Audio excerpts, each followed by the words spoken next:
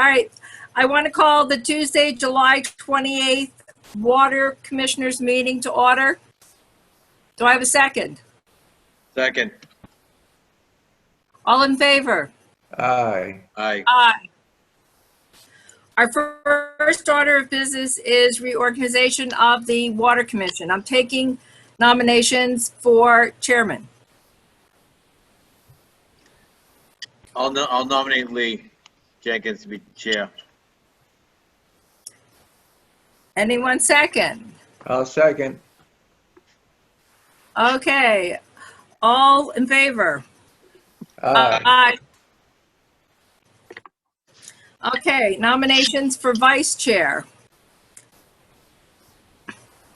I'm going to step out of the box a little bit because we have a person who's joined our organization who is absolutely running a public utility and is very conversant with everything that's going on with us, who has been on the Alternative Energy Committee, and with his background as an electrical engineer can work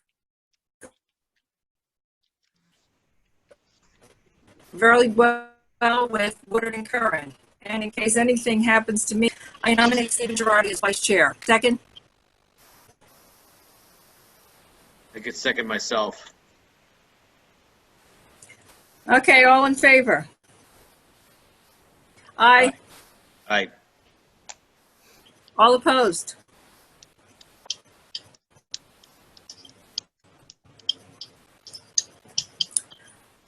Okay, nomination for clerk.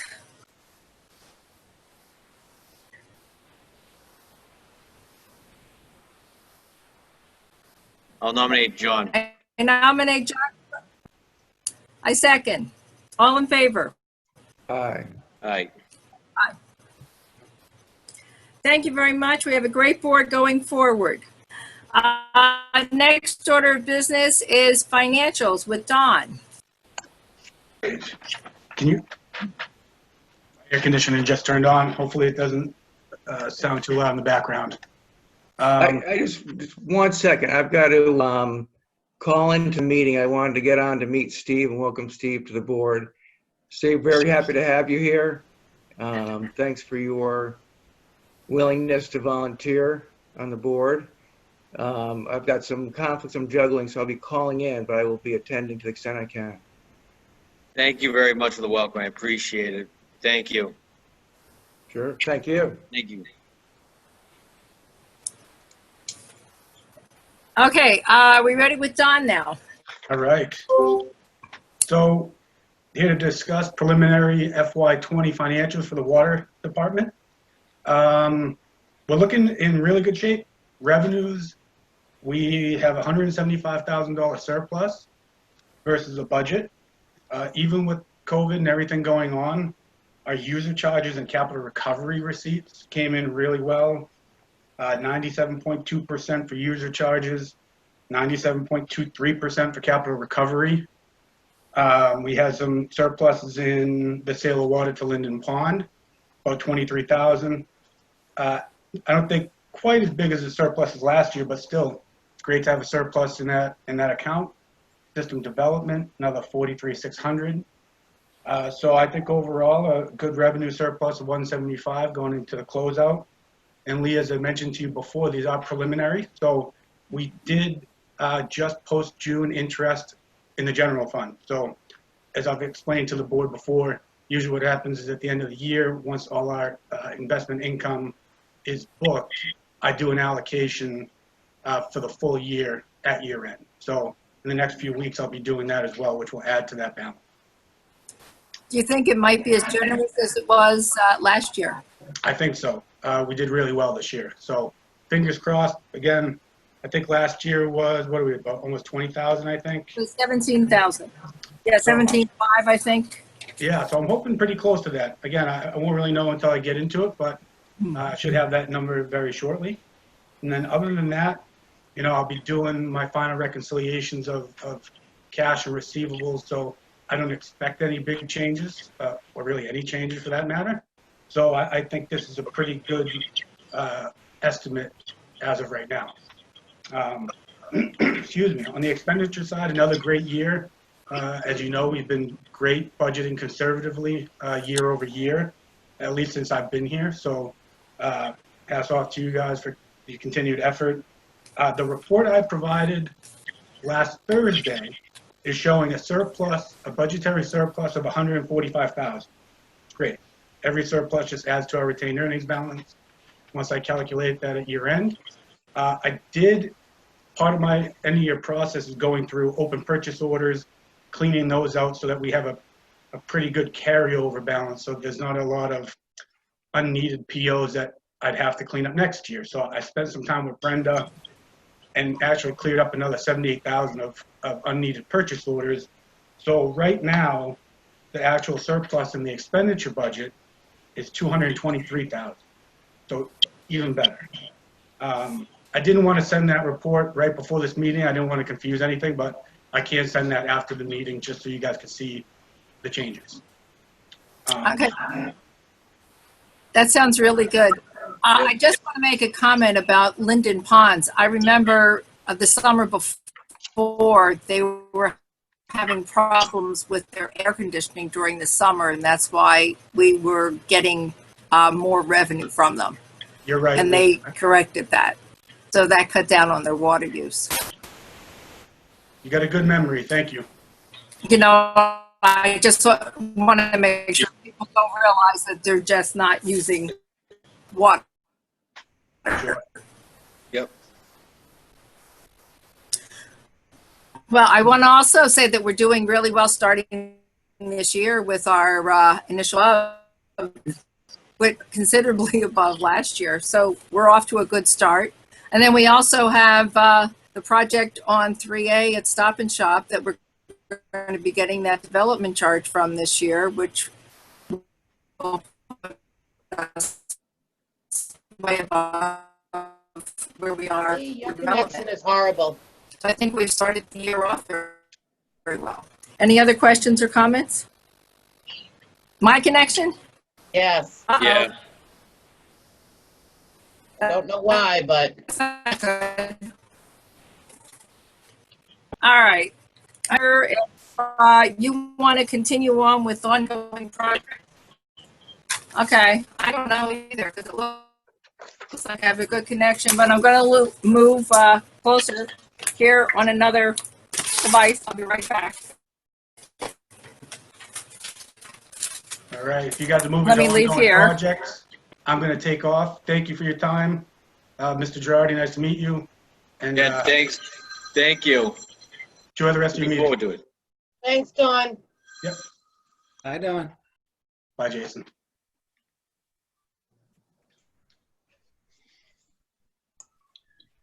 Brenda, do you know who that is that's trying to call in? I don't. What was the number? I see it now. 781-383-6885. Hold on. I just don't want to be Zoom bombed. Hold on. Yeah, I know. Because it's not John's home. It's a No, local. that's not. 6885. Hold on. I'm Googling it. Okay. Because I let him in the first time and I like, ooh, I should put It that is back John. away. It is John. Oh, okay. He probably has 2 home phone numbers. I will let him in the next time or you can. All right.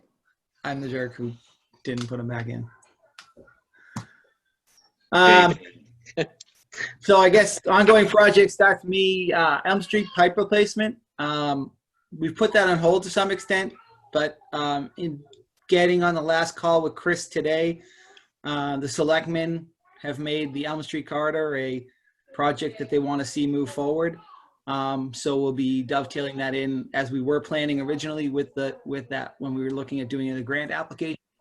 I'm not sure what that's going to look like at this point because it ties into the next one, which is the 3A sewer extension.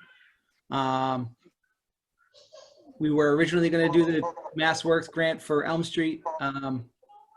We're now potentially looking at doing for 3A extension. I'm not sure yet exactly where that stands. I think it's going to go to the selectmen to determine what we're going to do with that. But if we do the 3A extension, we're hoping to replace the AC water main that's there at the same time from Sawyer Street to Pond, so that the infrastructure will be correct in that location. What size main is it? It's a 12-inch AC. So that's a big puppy then. Yeah.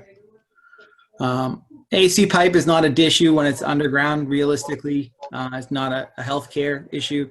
The issue is in an area like it is where it's wet, it tends to get soft and can rupture over time. Yep. Is it an old? How old's the pipe? Probably 60s. 60s. Yeah. It wouldn't be on our schedule for replacement if we weren't going to be doing work in that area. Okay. I'm gonna be asking some questions. That's all. That's no worries. Jason, one quick question. Yeah. For the Elm Street, so that's been put off until fiscal year 2022? I'm not sure yet. Not sure Okay. for that at this point in time. But what about the grant proposal? The grant proposal at this point for Elm Street is off It's off. until next year if we were to apply for that for a MassWorks grant. But wouldn't that be after we did the project? No? The water main won't be done until we do the corridor, if we do the corridor. So we're going to dovetail those together, like I said. So whenever we determine the corridor project, which is going to be the connection between downtown and the harbor, the water main will be put in during that project or before it. But we want them to tie together so that there's not a trench. I want your water main to go in, if it's not part of the project, to go in just before it, so you're not paying for final paving when we're going to reconstruct the street. Go to just be a trench repair if we replace the water main and it's not grant, if it wasn't part of a grant. So we basically don't know what we're going to be doing, if we're going to be doing 3A or Elm Street at any time in the very near future. They're still up in the air. None of them will be done until the spring at the earliest. Okay. And there's possibly funding for the 3A project or no? Or is that only for sewer? It would be funding for the application we want to put in if it's deemed what the selectmen want, would be to do some sidewalks at the I apologize for the background noise. Sidewalks at Sawyer Street at the intersection and then along the front of the Stop and Shop property, as well as sewer from the intersection of Sawyer Street, actually just outside of the intersection. So if we redo the intersection, from the far side of the intersection down to the Tupelo Road pump station, low pressure sewer line would be put in, and then replace the water main from Sawyer Street intersection to Pond Street. Okay, well, one other thing that I remember when they did Avalon, the town was given the money for those sidewalks on Sawyer. Yeah, so we have that fund still there. That 300,000 to 500,000 is an accounting of it. Part of it can be used to further this. If we're going to go the grant route and we have a good feeling about the grant, we can use it to advance the engineering work on the sidewalks to a constructible set of documents that then the grant would take over and finish off the project, the construction portion of it. Okay. So we've gone through that. Now we're down to any questions, any further questions on anything? So just This real is quickly. John. I've just joined back in. I've been trying to call in, but I'm having trouble. It's not working. So my plan was to call in. I've got to leave my house, and I thought I'd be able to join by phone. And so I'm hoping we can at least cover 2 items on the agenda that I think I'd like to participate in if I'm not able to participate in the whole meeting. Which 2 are those, John? I'd like to, I think the fencing is important, you've raised, Lee, and also the future meeting times. Okay, there's something that's come up about the fencing, so that's kind of gone right now. You want to do the future meeting times, just in case you're gone? I would like to. What happened with the fencing?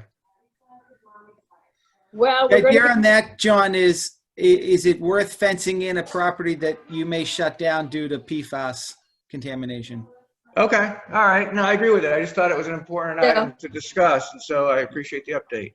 So that's the update is that we're going to hold off to see what the results come back at and then determine whether you should invest any more money before we determine what the cost to maintain that well location is. Okay, I agree with that. Thank you. you saw the numbers on the PFAS. I did. Yeah, okay. So do you want to do the next meeting? The next meeting, though, is possibly an interconnect meeting, because it is the month that we need an interconnect meeting. And now that we've gotten information about the new Ware River water system, which is Hingham, we are going to be inviting them. They do have a new water superintendent, so that person could be the representative that may come from Weir River at that point in time. Is that Darren Durth? No, I heard it was Russ Tierney. Oh, okay. That's what I heard. Yep. I don't work in Hingham like you, but that's what I heard on the word on the street. Is the word in the street. Yeah, well, would we like to have a joint interconnect water meeting like we have been having previously, with the interconnect meeting being the first part of the meeting? Or it could be the end of the meeting, depending on availability. This is kind of where we're up in the air, since things have changed so much with participants that we are not aware of. And I don't know whether any of the water commissioners would be interested in attending. Any thoughts? I do. I mean, when you say water commissioners, you mean I assume Cohasset Water Commissioner is not the new. No, I'm Hingham? talking the new water commissioners. I'm sorry, I couldn't I'm hear talking that. about the 3 new Hingham water commissioners. Okay, who you're breaking are up, Lee. Mary I'm sorry. That's strange. We have Mary Power, Joseph Fisher, and William Ramsey are the new water commissioners in Hingham. Okay, good. I do not know. I just got a letter today, as a matter of fact, from the water system. And Brenda was going to be sending out some feelers to see what the prevailing thought was. What is your thought on it, John? When would you like to have the meeting? You know, the afternoons are very difficult for me. And if that's what works best for everyone, I'm not going to stand in the way of it. All I'm going to say is my availability will be limited. I'll do my best to participate. I do think it's very unusual, you can correct me if I'm wrong, to have meetings in the afternoon where one or more members have childcare obligations after school. I'm on 2 other boards in town, the Cohasset Education Foundation, the Working Dog Foundation, and there's never even been a suggestion of having a meeting in the afternoon, because it's well known people have conflicts and obligations during those times when you have kids in school and they're getting out of school. So that's a very difficult time for me. I don't want to inconvenience any member of the town, of Woodard and Curran, or the water department, or anyone else. But I'm just saying, if that's the time that's chosen, I will likely not be able to attend portions of many meetings or some meetings entirely. I can suggest we just take it on a month-by-month basis, and maybe what we should be doing is waiting until closer to the time when we're having a meeting to throw out some dates and times so that you might know exactly what your commitments are for sports and other activities for your children.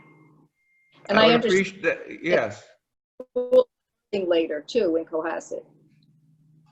Yeah, we're still up in the air. I mean, we think right now we're doing 1 week in school, 1 week remote learning, and we don't know if there's fall sports yet. So a lot's up in the air on that, my schedule. But I appreciate that gesture. I think it's a good one. And I'm all for doing a month to month. And again, I will be as flexible as I can. I don't want to inconvenience anyone.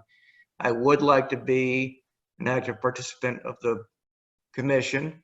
So to the extent there is flexibility, I appreciate people trying to work with my commitments, but I also understand if people want to go forward in the afternoon, I'm not going to stand in the way of it. I'll do what I can to participate when I can.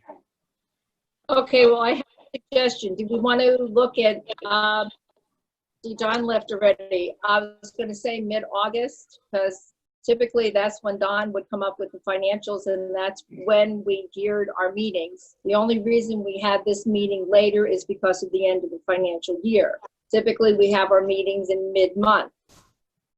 Maybe we could have Brenda, when it gets a little closer, send out some queries with different times and dates and see what kind of response we get. I'm all for that. Okay. Should we make a motion or should we just plan on this? I don't think you need to make a motion for that, Lee. No. Okay, then we'll just put off scheduling the next meeting for, let's say, another 10 days and then see what happens. Okay, thank you for your flexibility. I appreciate it. Okay, we're trying to get everybody as much in the loop as we can. Okay, and I apologize, I've got to go, but I do, again, appreciate people's flexibility to the extent we can do that. And I want to also, again, say welcome to Steve. Very happy to have you on the commission. Thank you, John. I appreciate it. And I'm going to be flexible too myself. So, All right, I look forward to meeting you in person. yes, we'll shake hands one day when it's safe. Yeah. All right. Nice meeting you virtually. Yeah, you as well, my friend. Thank you. Thank you. Thank you very much. Okay, well, I think we've covered upcoming projects, Elm Street and 3A, and now we're the main circuit breaker. Hello, this is Carl. Okay, Carl. There were some delays, shipping delays. The parts have just arrived within the last week, and we are postponing the work until probably late September. That's too risky right now to be shutting the plant down for 8 or 10 hours to do this work.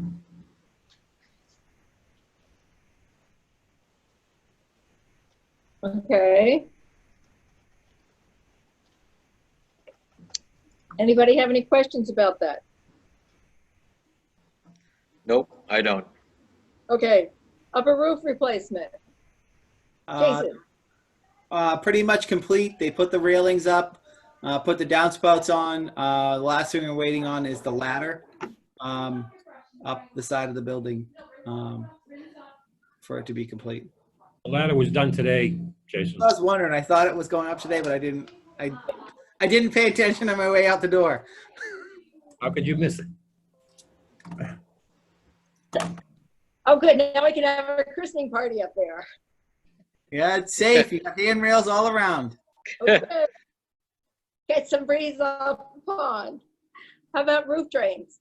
Roof drains. So Carl had somebody core through the wall. That pipe was then picked up outside the building. We put a catch basin at the top of the stairs where we were having some erosion issues, and tied that roof drain to the catch basin, and then ran that down to the far end of the parking lot, and then daylighted it out in the grass on the swale where the existing drainage goes. It made it through one rainstorm. I guess we'll see how it goes, but so far so good. Good. You're supposed to have one tonight, I think. Well, we'll see. Now, I want to just talk about PFAS real quick because I did take part in that hour-and-a-half May 15th meeting with DEP. And I have a couple thoughts on the results that we got because we decided to take DEP up on our getting free testing because we got caught up in the Whitney Crossing test that Aquarium did. DEP is not doing anything basically with systems our size until October of 2021. But we did do this. And so now, you know, we have come to a crossroads. The water commissioners have expended time, money, and energy through the years on the well field. And part of the recovery charge on the water bills that people still complain about is $1.25 million spent in the last 20 years on rebuilding the Elms Meadow well field to include 7 artesian wells and a pump station. In the last 4 years, we insulated it so it wasn't just seasonal, and we were getting 20% of our water there, about 50% of the cost. And this has allowed us to have a few extra dollars to do a little more infrastructure work without additional borrowing. You know, unfortunately, for the last decade, the water commissioners have been working to eliminate the illegal dumping by the surrounding residents. They've put in contaminated yard waste, Christmas trees, and goodness knows what else. The enforcement of protecting this area has come under the purview of Concom, but it just hasn't worked out well. The commissioners, they stepped up to the plate 10 years ago. We upgraded and added additional signage. We partnered with local media in several articles with color photos of the debris and inserted informational bill stuffers in the water bills. We applied to the selectmen and Concom and contacted schools, local organizations like the Garden Clubs and the Scouts for assistance. The information is posted on the town website and has been on Cohasset 143. And I want to thank Select Person Carrie Thompson for allowing us to put it on her page also. We've participated in townwide cleanups with very little help from the community. We've installed cameras, but unfortunately nobody's able to identify anyone who dumps. So in the hopes of discouraging this, we've applied to CPC twice to see if we could revitalize the area, getting rid of invasives and putting in native plants that would attract the pollinators, birds, butterflies, and bees, but we've been rejected. After the continued abuse of this area, now all of a sudden we get this PFAS number, which I think at this point in time, we should temporarily shut down the well field to determine where this contamination is coming from and how much it will cost us to mitigate it. I'd rather be safe than sorry. And I would like to make a motion that we precisely do that. Is there any discussion? No discussion. Anybody second the motion? I'll second. So we temporarily shut, okay, all in favor? Aye, Aye. okay, I do have a question now. We have not. yes, Second round of sampling. And yes. do we want to shut it down immediately and not continue with that second sample, confirmatory sample? Well, considering what the first sample was and what the number was with the aquarium sample at Whitney Crossing before, I don't know. I'm not expecting any great decrease in the number. Does anybody think there is going to be a great decrease in the number? Because it's just, you know, so close to that bad point. This is I Joe. would say, This is yes, Joe. Joe. We really don't need a big decrease in the number. All we need is a small decrease in the number at Elms Meadow for it to go underneath the threshold of 20 parts per trillion. And some of those constituents that make up the PFAS have not been verified by the lab yet. They haven't gone through the QA/QC process, so we haven't heard back from DEP. So, I mean, if that sample came down to below 20, which is only was it 6.6 parts per trillion? That's all we needed to come down below. Yeah, but then we're still right on the cusp. All right, if we want to just wait, when is that sample supposed to be taken? The kit has been ordered. I anticipate receiving it in the next day or two. If we proceed and sample and get results that exceed 20, we will put out a public notice. If we shut them down, I would need to talk to DEP to see if they require a public notification. I'm sorry, I missed part of what you said. You have to talk to who? DEP. Okay. DEP, I'm not certain how they would look at it, whether it's still unregulated at the 20. That has not passed. But they did advise us that if we exceeded 20, that we would have to put out a public notification that we exceeded 20. You know, this is a roll of the dice, that if we shut it down now, do we put out the public notification? I don't know. We don't know the answer. Yeah. Without the second round of samples.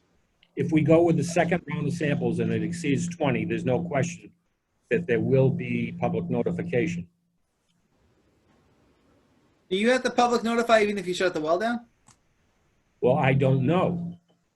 As it relates Because to we don't have a confirmatory sample. So if we shut it down, maybe DEP says, well, it's not confirmed, you don't have to proceed with public notification. But my question is, if you do get a second confirmatory sample hit, would you still have to notify if you shut the well down? Because you're notifying that there's a contamination. But if you're no longer pumping the contamination, do you need to notify? Yes. Yes, you do have to. Even if the well is shut down? After the second set of samples, if it's been confirmed it's over 20, then there's a very specific protocol where you would notify your chief elected officer officials, then public notification, which has template that they recommend you use. And they would advise you on how to proceed as far as additional treatment or other steps to take. I don't know. I would feel more comfortable by being proactive and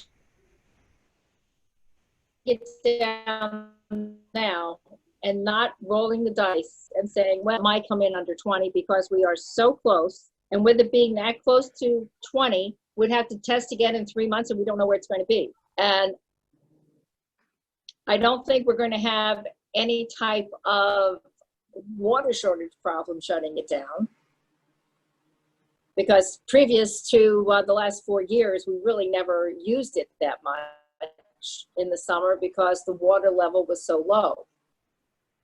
And I don't know, I would rather go on the side of caution to let people know that we found this, we shut it down right away, and then we'll do our investigation of where it's coming from and what we can do to mitigate, rather than just keep pumping. Carrie, do you have a thought on this, considering you're a town official? I tend to side with you on this, Lee. I think probably being proactive is smarter. I don't think that we're going to see that much difference in the second sample. Again, that's above my pay grade to determine, but I appreciate how proactive you all are trying to be. And I'm always someone that believes in transparency too, so I don't see there being any problem with letting the town know. But I support what you all are doing, so I'm trying to listen, get a better feel for what's going on.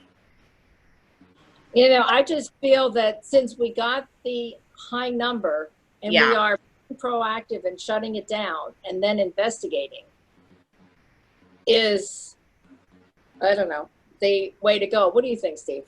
I agree, because if you can't let it go on and on and on, the town, the customers won't really appreciate it. It's easy to bite the bullet now saying you're proactive, because it really shows between the water treatment plant folks, us selectmen, we've been proactive for the PFAS. I'm not a water professional, but, I've done enough reading about it. It's a serious Yeah. business, you know?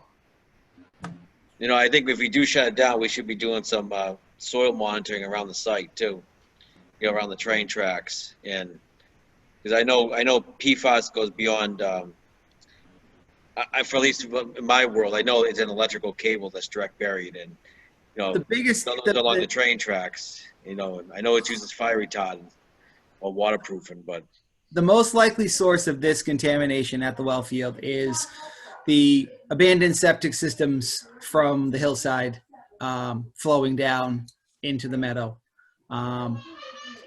Realistically, there's no point source down there that would have been a contributing factor. Realistically, it's going to be those houses. The hillside was sewered in like the 2001 range, so those systems were active from the 70s when it was in household items up to 2000. So you're just seeing, and that whole hillside is basically ledge. So it's just riding down the ledge down into the well field area. And that's why you see it at such a low level too, that it's just almost like background. It's just everybody's knowledge too, how much you lived into it. The EPA's regulated level is 70.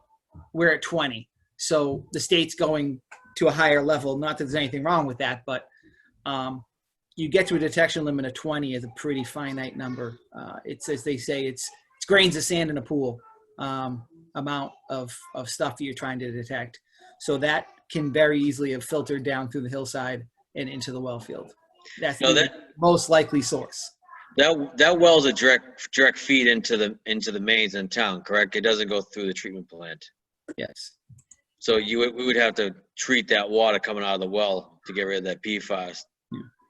Yes. That's something that we should explore shortly.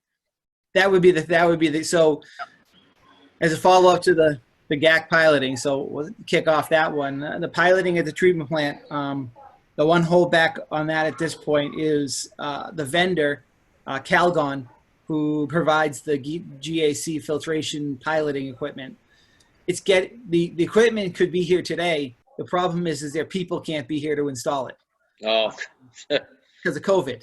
Yeah. So we're trying to look at, is there anybody we can get locally to do it, either Woodard or a vendor locally to do the installation, so we could get around that issue.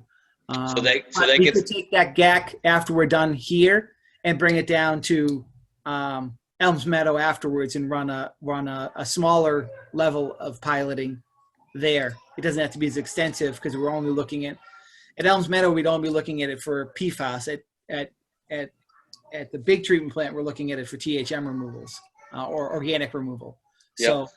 So we could potentially slide that unit down to Elms Meadow just to do a cursory look and then get a kind of a ballpark feel of what construction costs and O&M costs would be to treat that well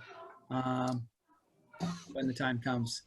Yeah, because if we're proactive with that well site, and I really think the folks with town will have complete 100% faith in everything in the treatment plant and the water system. Because I know water, just being in a different town, I mean, you see it all over like social media, and they get destroyed. And you're good to your first issue, and I've seen it firsthand. You want to maintain that high quality.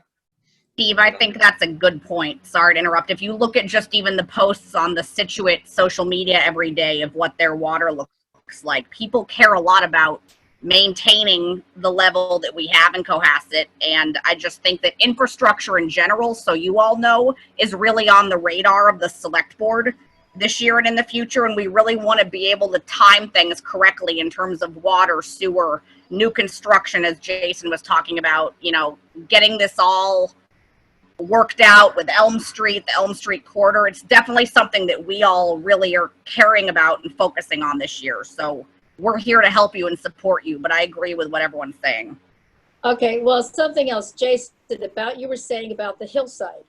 Now, I was really surprised about the Bound Brook number being so low because I was presuming because of the reservoir and all of the military installations there and all of Beechwood still not being sewered, There were a lot of cesspools there. There were a lot of systems that were underwater for a long time that it doesn't come through. So I'm wondering whether or not that there was something else going on in the well field area, because we did have one of the selectmen say not too long ago that landscapers could be dumping chemicals there. We don't know what's in the chemicals. Generally speaking, one negative to the timing of the sampling we did, as far as of wastewater influence would be up in that area, is it's dry. So if there's any failing septic systems up there in July, they're not going to be illicitly discharging to the stream at that point in time. And Iron River Reservoir is a huge body of water. There's not that many houses around that actual body of water to lead to contamination of PFAS is concerned. So you have basically the stream flow coming down Bound Brook is coming out of Iron River Reservoir, and in July you're not going to see a lot of septic issues. If you were to do this in the spring, maybe you have a different answer. Well, no, I'm not talking septic issues. I'm just talking about the PFAS hit number. What I'm saying is PFAS would be flowing in the water from those septic systems to the stream. You're going to only see that kind of a flow directly to the stream is if the septic system is not operating correctly at that time. Generally speaking, there's not that many people directly adjacent to that stream that would lead to that amount. There are quite a few, but you know, we've had a lot of big heavy rains too. Now, what does it take to close the well field down, and if we wanted to reopen it again? What are we talking about, Carl? That would be a DEP call, I'm sure. We probably have to run it to waste for a certain amount of time, sample, confirm that sample, and make that decision. Okay, no, that wasn't my question. My question is, from our standpoint, what does it take to physically close down the well without anybody involved but us, to close down the well field, and then if we want to reopen it? How involved is that procedure? How long does it take? Turn the switch off. Okay. And then just turn the switch back on? Maybe some minor work to do along with that, but basically it's simple. Yes, I mean, we're not talking about a big convoluted process. Correct. Yeah. Well, I'm still for closing it down, because I just don't want to have our customers feel that, hey, well, we really don't care about them, considering when they look at this and they see what that number, and it affects the young mothers and children. Yes. Yeah. And we see a lot of those young mothers in baby carriages. Not that we should really look at social media for everything, but I'll tell you, from the last 2 years with the Hingham acquisition and all the stuff, I tell you, they get pretty nasty, and you don't want the flack coming back on everyone. No. So. You're right, Steve, and this is why Lee is right about all this. Yeah. This is Joe. I just want to ask the question. So if we do shut the well down, which is fine, do you want us to proceed with that confirmation sampling? I think so. Okay. You think we should? Yeah, probably, sure. Yeah. I think that's questionable. If we sample and end up with more than 20, is DEP still going to require a public notification, a separate mailing? I see, yeah. I don't know if they would, because the facility is shut down. That's kind of. I don't know. I would assume that they would do it as well, because that well ran for so long, and it's been part of this public water supply, that we'll probably still have to do the notification if we find it in the second sample. I have a question. Does the sample, to take a second sample down there, does the well have to be running? Yes, We could run it to waste, though.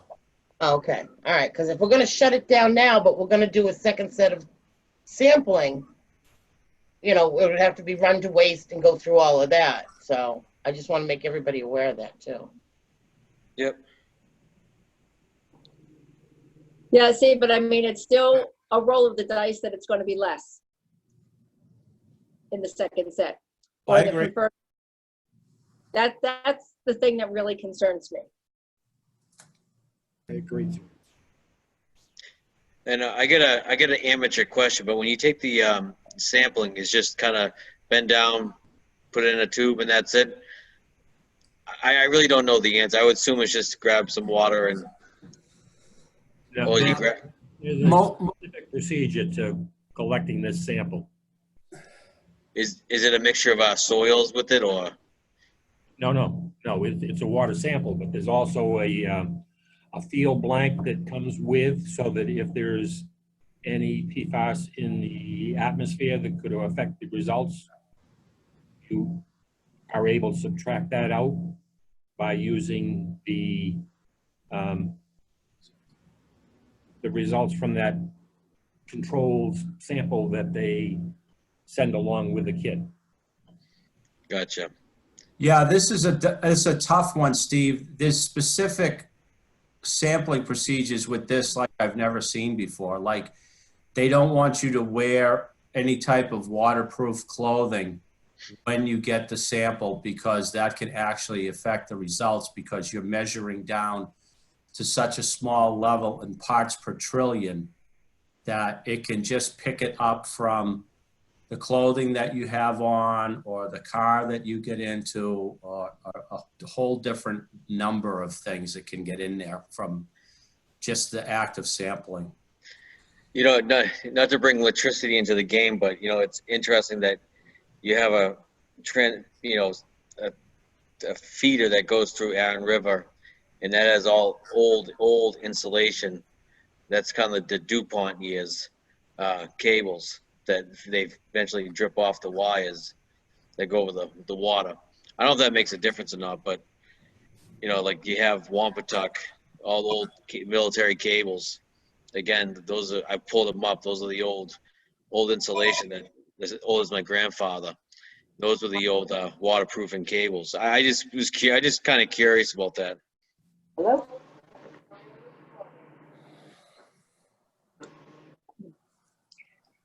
Yeah, well, I don't know.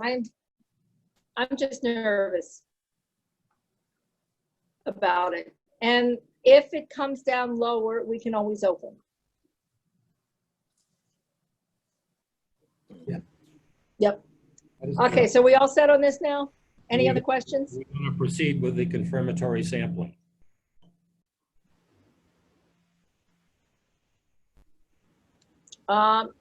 Yep. Good. How long is that going to take to get? 2 weeks? 3 weeks? The results? Yeah. I think it was close to 2 weeks last time. And we still don't have a firm number from DEP.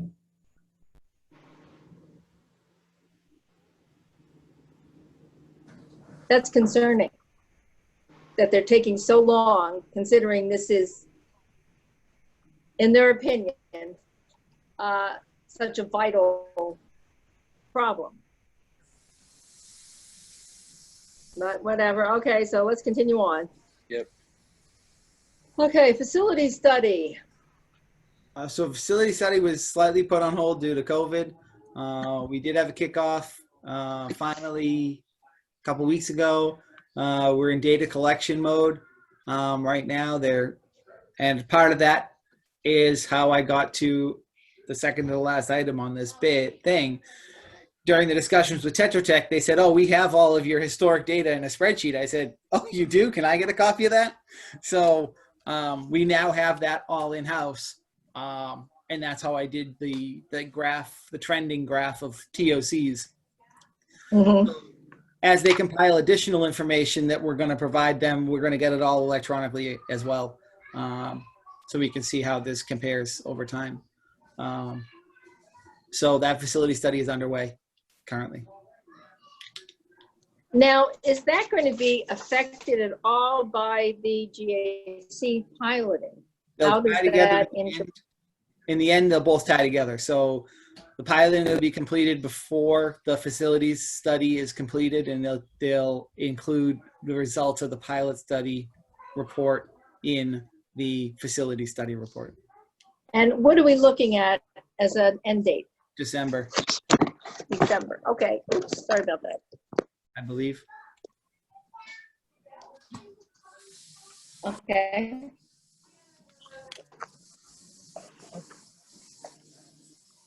Okay, fencing with Elms Meadow, we decided to put that off in the event we have to do something within the meadow to get some testing done. All right, AWIA study. So the AWIA is the American Water Infrastructure Act of 2018. That, I am unmuted, yeah. That project includes two phases. The first phase is the risk and resiliency assessment. And the second phase is the update to the emergency response plan. The first phase is due June of 2021. And the second phase is due 6 months after, which would be in December of 21. Woodard and Curran did the last ERP plan. So I reached out to them as this is kind of a operations thing, this planning effort. And I asked them to give me a range of what the cost might be to accomplish this. Phase one is in the range of $25,000 to $35,000. And phase two is 15 to 25. The reason for the large range is it's kind of the basic check the boxes version of the plan. And then there's the let's make this plan actually worth something in the end, a usable document. So the question I had was, I can continue to work with Woodard and work on a scope and a final budget. It may even be an a la carte scope and budget, and have them come back at the next meeting and present their scope. Or if you feel we need to go out for additional quotes, I can put together an RFP and have that for the next meeting. Jason, what's the dollar amount for the second phase, please? The second phase is 15 to 25,000.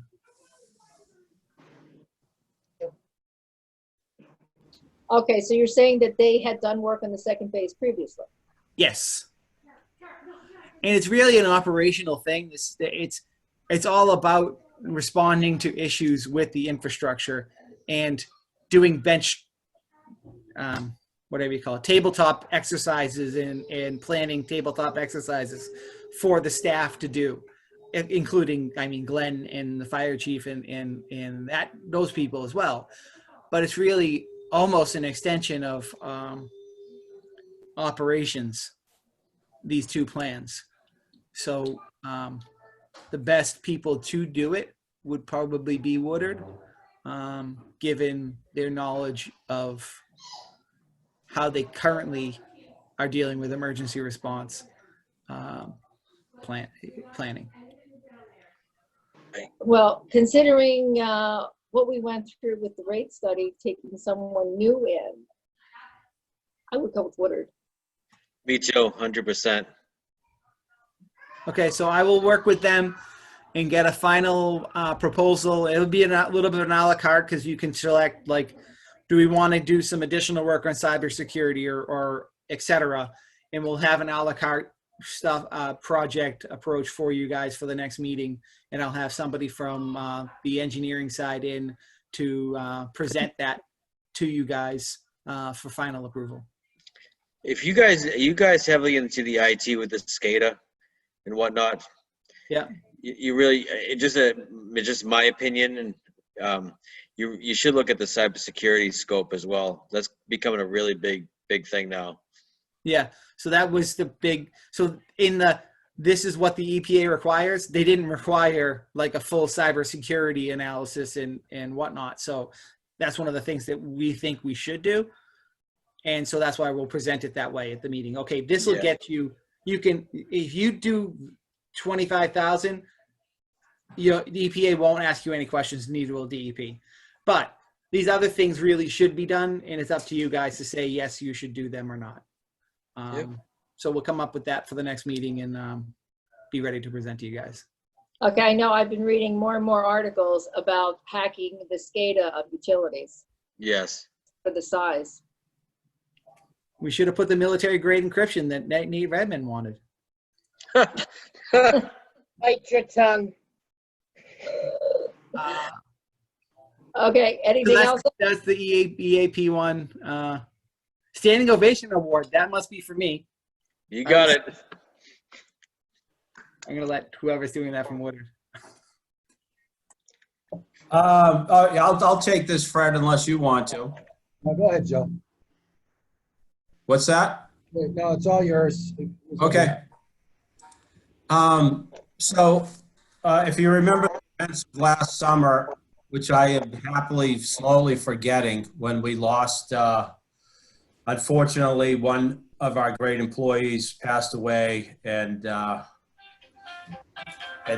let me shut my phone off.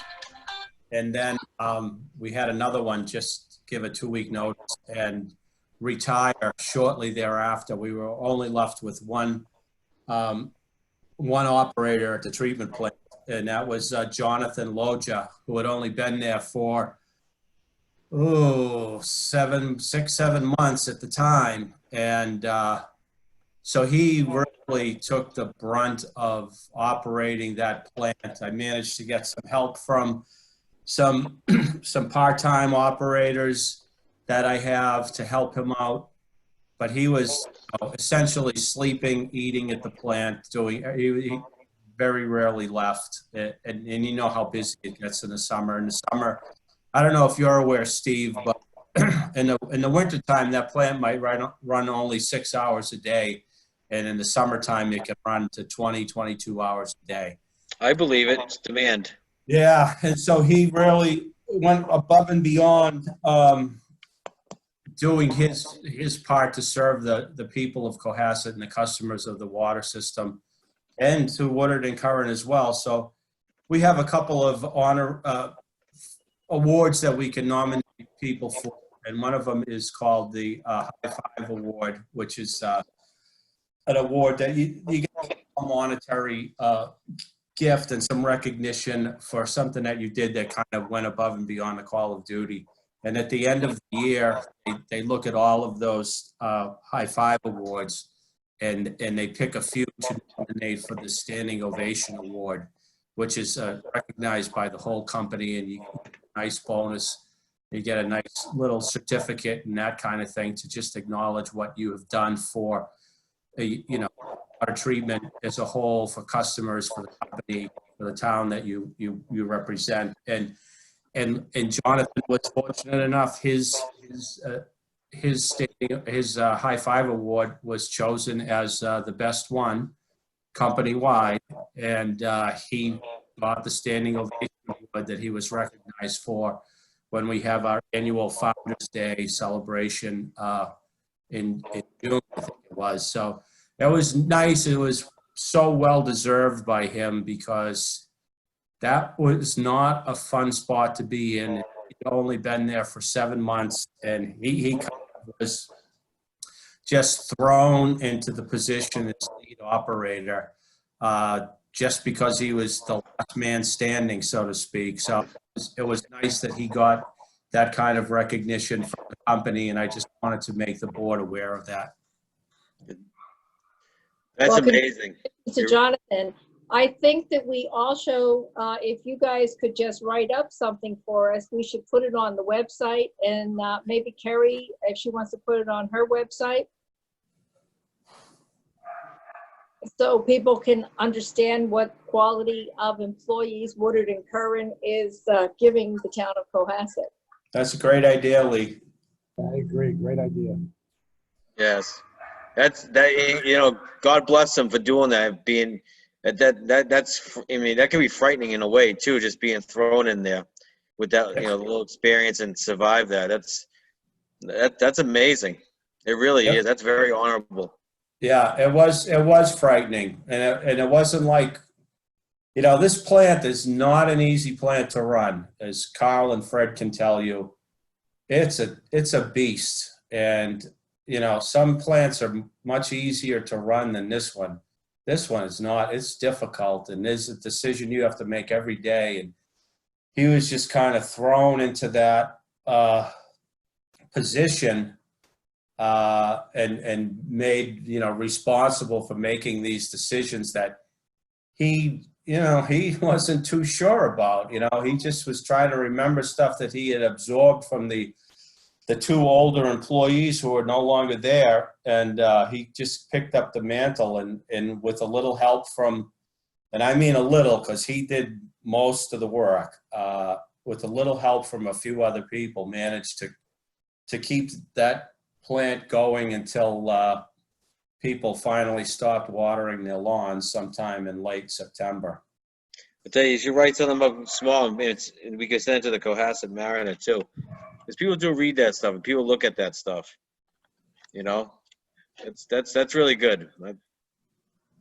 I can feel his pain. Trust me, I was there many. Yeah, many. I bet you were. Yep. Well, thank him so much for all of his work. Yeah, same Oh, here. now Chris is coming on, and he missed my great speech about Jonathan. Chris. Gee, Chris, we're at the end. What do you have some thoughts? Oops. No, Chris is on mute. I am not on mute now. Okay. Yes. So you just missed the whole presentation of the Standing Ovation Award for our talented employee.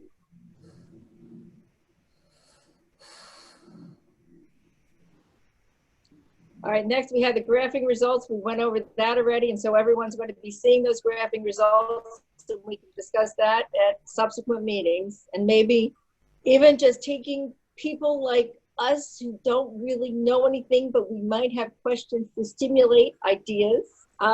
It'll be interesting times. The dates and times of the meetings are still whatever. Maybe if you guys can give Brenda sort of idea of when you're around before the 18th of, up to the 18th of August, we might be able to help her out a little bit in that. And then we're going to be working with Hingham and seeing how we can do the interconnect. We may end up having to have 2 meetings in August, a separate one with the interconnect, but we'll see. Oh, that was one other thing, Carl, about the interconnect. How are we doing with the water? As far as the true up, we're even with them. Oh, good. We're in very good shape. Wonderful. Okay, Chris, do you have any comments before we go to public comments? Nope, just wanted to poke in and say hello. Oh, good. Okay, Steve, anything? No, I'm good. Thank you. Well, we really appreciate all the time you've given us for the first meeting, and I know you're going to be acting as a good liaison with Jason and Woodard and Curran and some of our upcoming electrical issues. So we'll be looking forward to hearing from you. Yep. And if nothing else, we'll wait to hear about our next meeting and try and stay cool tonight and hope we don't have power outages if we get a thunderstorm. I make a motion, we adjourn the meeting at 4:35. Second? I'll second that one. Okay, meeting adjourned. Thanks so much for everyone who attended. Thanks, Lee. Thank you. everyone. Bye now.